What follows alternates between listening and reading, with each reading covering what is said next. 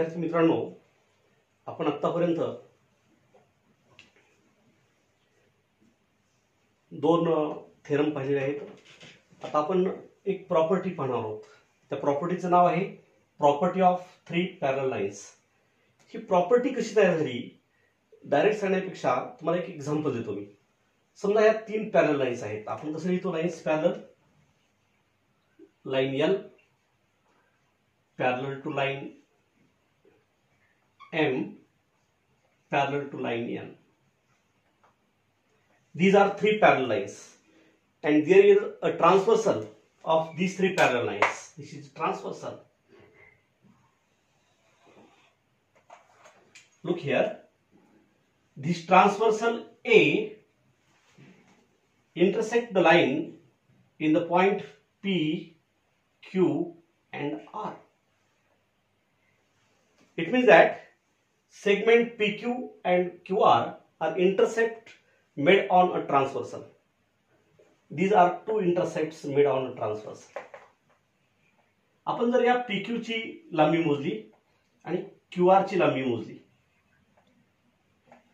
या PQ आणि QR ची लांबी मोजली, समजा ही लांबी भरते 5 आणि ही लांबी आहे 4, 5/4. आता आपण या तीन समांतर रेषेची ही पहिली छेदिका होती, ट्रान्सव्हर्सल होती. आता आपण इतर कोणती ट्रान्सव्हर्सल काढली, समजा ही दुसरी ट्रान्सव्हर्सल काढली आपण अशी, हिला आपण नाव देऊ बी आणि ते इंटरसेक्टिंग पॉइंट एस, टी आणि यू देऊ. आणि जर आपण हा इंटरसेप्ट आहे एस टी, याची लांबी मोजली, टी यू मोजला आणि त्याचा जर रेशिओ काढला तर तो रेशिओ बघा कसा येत होतो. समजा ही लांबी मोजली, ही समजा 10 भरली आणि ही लांबी मोजली, ही जर 8 भरली, संक्षिप्त केलं तर 5/8, 5/4 येतील. म्हणजे हे दोन्ही सारखे आले म्हणून PQ/QR इक्वल टू ST/TU ही प्रॉपर्टी मिळाली. It means that if we take these three parallel lines and if we take ratio of intercepts made on first transversal, then this is equal to ratio of intercepts made on any other transversal. म्हणजे ह्या तीन parallel lines असतील तर PQ/QR equal to ST/TU ही आपल्याला property मिळाली. ही property आपल्याला prove करायची आहे. चला एकदा आपण परत एकदा लिहून घेऊ. मित्रांनो, आता आपण property of three parallel lines पाहिलं की तीन पॅरलल लाईन्स असतील आणि त्याच्या एका छेदिकेवरील अंतरछेदाचं गुणोत्तर घेतलं तर ते गुणोत्तर दुसऱ्या छेदिकेवरील अंतरछेदाच्या गुणोत्तराबरोबर असतं. ही जी प्रॉपर्टी आहे त्याचं प्रूफ देताना गिवन तर हेच असेल, line three lines are parallel आणि टू प्रूव्ह आहे हे दोन्ही रेशिओ सारखे. आपल्याला थोडं कन्स्ट्रक्शन करावं लागेल याच्यामध्ये. हा पी आणि यू आपण जोडणारी एक लाईन काढू आणि ही लाईन या क्यू रेषेला, ह्या सॉरी एम रेषेला पी पॉइंट मध्ये छेदते. पी नाही, आपण दुसरं नाव घेऊ, काहीतरी कॅपिटल ए नाव देऊन टाकू. Construction, draw segment PU intersect line M at point A. Construction झालं. आता तुम्हाला सहज जर आकृतीकडे पाहिलं तर हा एक ट्रायंगल दिसतोय PRU आणि ही M ही लाईन N ला पॅरलल आहे. It means that QA is parallel to RA. By BPT PQ/QR equal to PA/AU झालं. तसंच इकडे एक ट्रायंगल आहे PUS. याच्यामध्ये line M is parallel to line N. If a line is parallel to a side of triangle, then it bisect other two sides in the same ratio. Therefore, PA/AU equal to ST/TU. आपल्याला दोन equations मिळाले. तर आता पुढे कसं होईल आपण हे पहा. प्रूफ कसं लिहायचं, हा त्रिकोण घ्यायचा आधी PRU इन ट्रायंगल PRU. ही segment QA parallel to segment RU. QA parallel to RU कशावरून, हे गिवन आहे फ्रॉम 1 आणि म्हणून by BPT P Q upon Q R equal to P A upon A U. Reason त्याचं by BPT. तसंच हा दुसरा ट्रायंगल आहे पी यू एस. याच्यामध्ये AT parallel to P S, AT parallel to P S and therefore P A upon A U equal to S T upon T U. याला 3 number देऊ. Reason लिहायचं by BPT. BPT म्हणजे basic proportionality theorem. आपल्याला 2 आणि 3 हे जे equations मिळाले याच्यामध्ये P A upon A Q हे सारखेच आहे.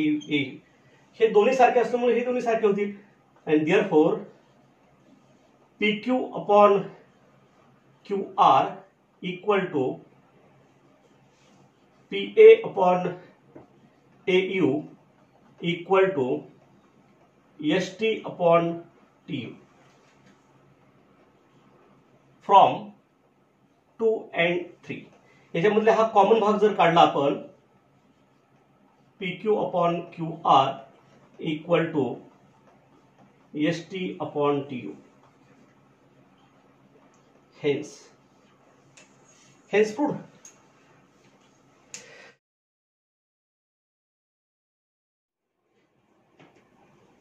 हे पहा, आपण जे आता एक थेरम पाहिला, बीपीटीचा एक थेरम पाहिला, त्याच्यानंतर अँगल बायसेक्टरचा थेरम पाहिला आणि प्रॉपर्टी ऑफ 3 पॅरलल्स पाहिले. याच्यावरचे एक्झाम्पल्स कसे विचारतात, मी एक काही नमुना एक्झाम्पल्स घेणार आहे. ऍप्लिकेशन ज्याला म्हणतात, आपल्या पुस्तकात प्रॅक्टिस सेट दिलेला असतो, त्याच्यामध्ये असे एक्झाम्पल्स सापडतील. फॉर एक्झाम्पल, हा ट्रायंगल आहे पी आर क्यू आणि एक लाईन एनएम आहे. ही लाईन पी आर आणि पी क्यू या बाजूला एन आणि एम मध्ये छेदते. त्यांनी काही मापं दिली तर एनआर आहे 8, पीएम दिलेला आहे 15 आणि पी क्यू 25 दिला आहे. पी क्यू 25 हा म्हणजे हा 15 गेला, हा शिल्लक राहिला 10 आणि इथे पी आर 20 दिलेला आहे, त्यातला 8 गेला म्हणजे हा 12. आपल्याला पीएन, एनआर, पीएम आणि एमक्यू यांचे माप मिळले. हे आपण जर रेशिओ घेतला पीएन अपॉन एनआर, हा रेशिओ जर घेतला पीएन अपॉन एनआर तर त्याची किंमत 12/8. त्याला जर संक्षिप्त केलं तर 3/2. तसंच PM upon MQ equal to 15/10 equal to also 3/2. हे दोन्ही रेशिओ सारखे आले. मग 1 आणि 2 म्हणून आपल्याला सांगता येईल की PM upon N R equal to PM upon MQ. म्हणजे हे दोन्ही रेशिओ बरोबर हे दोन्ही रेशिओ आहेत. आणि कॉर्नर्स ऑफ बीपीटी काय सांगतो, if a line intersect two sides of a triangle in same proportion then this line is parallel to third side. म्हणजे ही लाईन याला पॅरलल असणार आहे. therefore line NM parallel to line RQ. याप्रमाणे आपले example सोडवावं लागेल. साधारणतः 2 मार्काला एक्झाम्पल हे आपल्याला सोडवायला लागेल. आणखी एक एक्झाम्पल घेतो मी. हा ट्रायंगल MNP आहे आणि रे NQ हा बायसेक्टर आहे, angle bisector of a triangle. तर इथे माप दिले आहेत. एनएमचं आहे 25, एनपीचं आहे 40, एमक्यूचं आहे 14 आणि पीक्यूचं माप आपल्याला काढायचं आहे. पण आपल्याला एक गुणधर्म इथे तो थेरम आहे, theorem of angle bisector of triangle. काय सांगतो ते थेरम, की जर आपण अँगल बायसेक्टर काढला तर त्याच्यामुळे हे एका बाजूचे 2 भाग होतात त्याचा रेशिओ एमक्यू अपॉन क्यूपी हा रेशिओ बरोबर उरलेल्या 2 बाजूंच्या रेशिओ बरोबर असतो एनएम डिवायडेड बाय एनपी. आपण जर याच्यात किंमत ठेवली, एमक्यूची आहे 14, 14 upon QP equal to 25 divided by 40. By cross multiplication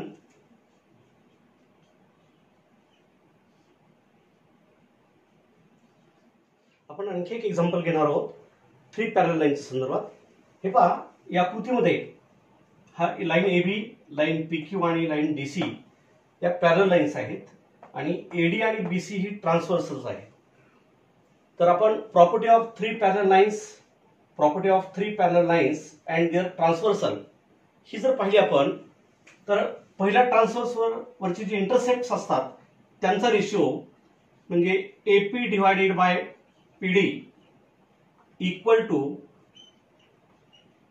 दुसऱ्या ट्रान्सव्हर्सवरचे जे इंटरसेप्ट आहेत त्याचा रेशिओ असे येऊन जाईल.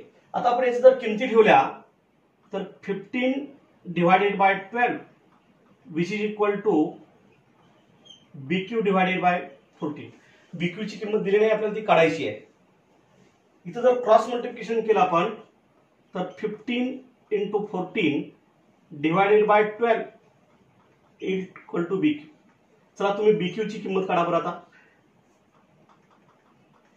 याचा गुणाकार भागाकार करा आणि उत्तर काढा. विद्यार्थी मित्रांनो, या ठिकाणी मी एक प्रॅक्टिस सेट 1.2 मधले एक एक्झाम्पल घेतले, 9 एक्झाम्पल. याच्यामध्ये ट्रँगल ABC आहे आणि अँगल बीचा बायसेक्टर रे BD आहे. याच्यामध्ये माप दिलेले आहेत. ABचं माप x आहे, BCचं x+5, ADचं x-2 आणि DCचं x+2. आपण हे एक्झाम्पल सोडवायचं आहे. याच्यासाठी आपल्याला परत तीच प्रॉपर्टी वापरायची आहे, property of angle bisector of triangle. Property काय सांगते की तो अँगल बायसेक्टर त्या ट्रँगलच्या एका बाजूचे 2 भाग करतो, त्याचा रेशिओ हा इतर 2 बाजूच्या रेशिओच्या बरोबर असतो. म्हणजे AB/BC इक्वल टू AD/DC. याच्यात जर किंमत ठेवली तर x/x+5 equal to x-2 divided by x+2. Cross multiplication करून घ्या. x into x+2 equal to x-2 into x+5. जर गुणाकार केला आपण, पहिला कंस सोडवला तर x² + 2x आणि दुसऱ्या 2 कंसाचा गुणाकार केला तर x² + 5x - 2x - 10.